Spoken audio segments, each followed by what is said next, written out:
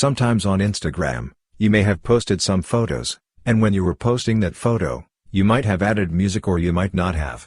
Anyway, after posting, if you want to add or change that music on the photo, you can do it now.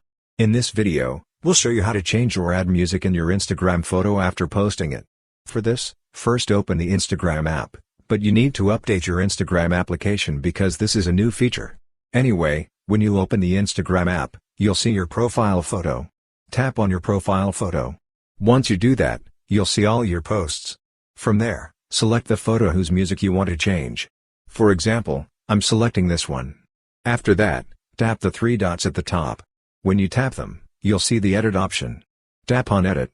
Now scroll down and you'll see the music that's already added. If you want to change it, tap on that music, then from here, select the new music. For example, I'm choosing this one. After that, you'll see the next button.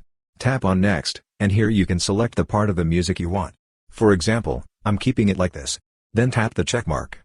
Once you do that, the music gets added. Finally, tap the check mark at the top. When you tap it, the music will be changed. So this way you can easily change the music of any photo on Instagram after posting. Hope this video was helpful for you. If you found it useful, consider subscribing. See you in the next video.